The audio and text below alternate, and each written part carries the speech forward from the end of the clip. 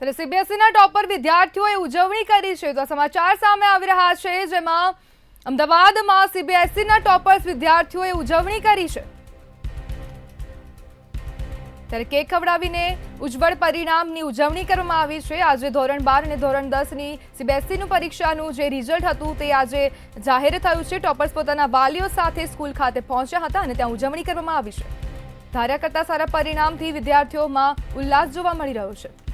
આ વર્ષે સીબીએસઈનું ધોરણ 10નું 93.66% પરિણામ આવ્યું છે. રાજ્ય સીબીએસઈનું પરીક્ષાનું જે રિઝલ્ટ છે તે જાહેર કરવામાં આવ્યું છે. આ વર્ષે ધોરણ 12નું 88.39% પરિણામ આવ્યું. કેક ખવડાવીને ઉજ્જવળ પરિણામની ઉજવણી કરવામાં આવી.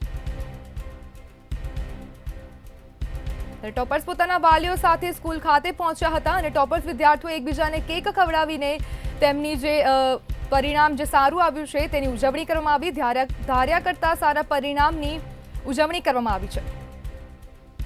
સીબીએસઈ બોર્ડનું પરિણામ આવી ગયું છે. ત્યારે આ પરિણામ આવતાની સાથે જ વિદ્યાર્થીઓમાં એક અનેરી ખુશી પણ જોવા મળી રહી છે. ત્યારે આપ જોઈ શકો છો કે વિદ્યાર્થીઓ જે છે તે વિક્ટરીનું સાઇન કરીને પોતાની ખુશી જે છે તે વ્યક્ત કરી રહ્યા છે. વિદ્યાર્થીઓ જોડે જઈશું અને વાત કરીશું. આજે ફાઇનલી પરિણામ આવી ગયું છે. પહેલાં તો આપનું શું નામ છે, કેટલી મહેનત લાગી અને કેટલું પરિણામ આવ્યું? मेरा नाम वरदान मोहन है. मेरे 12th कॉमर्स में 91 आए हैं और आप आराम से कॉन्सेप्ट पे ध्यान देंगे तो आपके बढ़िया से हो जाएंगे सारे एग्जाम. स्ट्रेस लेने की ज़्यादा ज़रूरत नहीं है आप लोग को. કેટલા કલાકોનું વાંચન હતું? 8 से 10 घंटे आप आराम से निकाल सकते हैं दिन के पढ़ने के लिए. उससे ज़्यादा सफिशिएंट नहीं है, इतने सफिशिएंट हो जाएंगे. ખાસ કોમર્સના વિદ્યાર્થીઓને શું કહીશ? कॉमर्स के विद्यार्थी आप जितना अकाउंट्स और इकोनॉमिक्स में जितना ज़्यादा ध्यान देंगे उतना आपको अच्छा रहेगा आगे जाके. बाकी थियोरेटिकल सब्जेक्ट हैं, आप उनमें पूरे साल कंसिस्टेंसी से पढ़ते रहिए तो अच्छा रहेगा. કોમર્સના કયા સબ્જેક્ટને લઈને વિદ્યાર્થીઓમાં વધારે ડર હતો આ વખતે? मैथ्स इस बार अप्लाइड मैथ्स में थोड़ा ज़्यादा डर था और उसके बाद अकाउंट्स में डर रहता क्योंकि उसमें सिलेबस थोड़ा ज़्यादा है. तो इसलिए आप आराम से उसमें फोकस करिए. उसकी कॉन्सेप्ट क्लियरिंग में जो भी डाउट्स है वो आप टीचर से क्लियर कर लीजिए. બીજા વિદ્યાર્થી પણ છે. આપનું નામ? મારું નામ રેવત છે. રેવત, કેટલા પર્સન્ટેજ આવ્યા છે અને કેટલી મહેનત લાગી?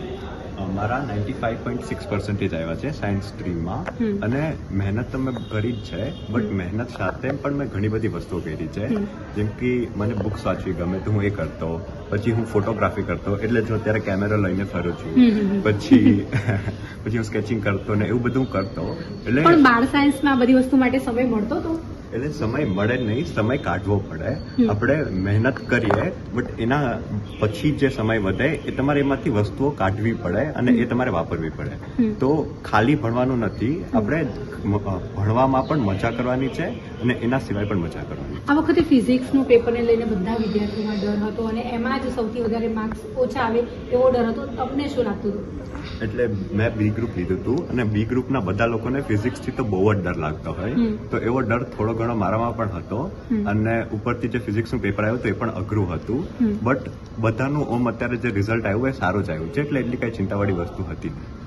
આકાંક્ષા પણ ટોપર છે અને સારામાં સારું પરિણામ લાવી છે. આકાંક્ષા, પહેલા તો પરિણામ જે આવ્યું એને લઈને કેટલી ખુશી છે?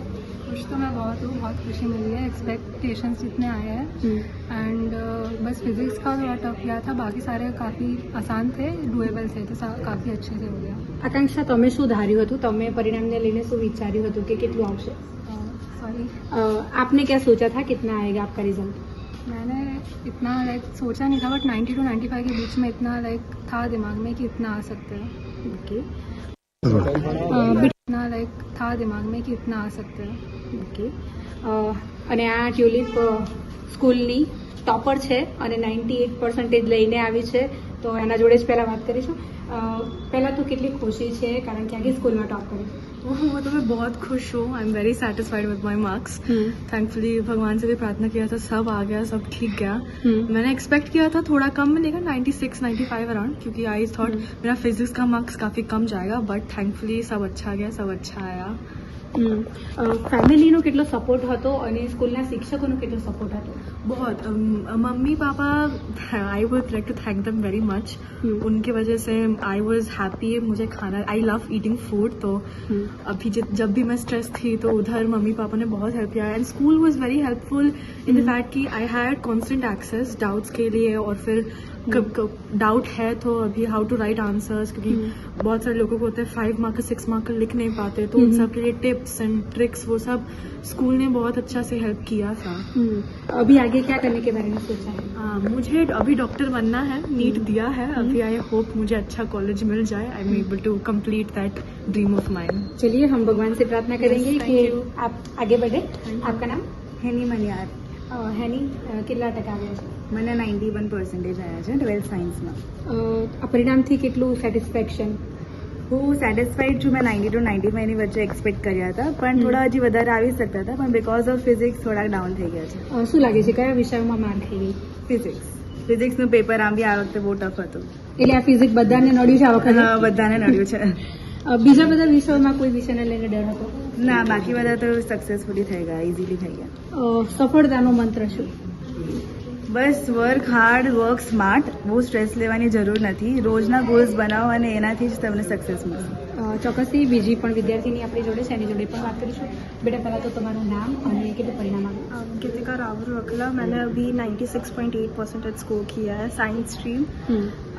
आई वुड से कि फिजिक्स थोड़ा मुझे लगा कि शायद मेरा खराब गया, बट आज जो मैंने सुबह मार्क्स देखा है वो सेटिस्फाइड कि इतने मार्क्स कैसे आ गए।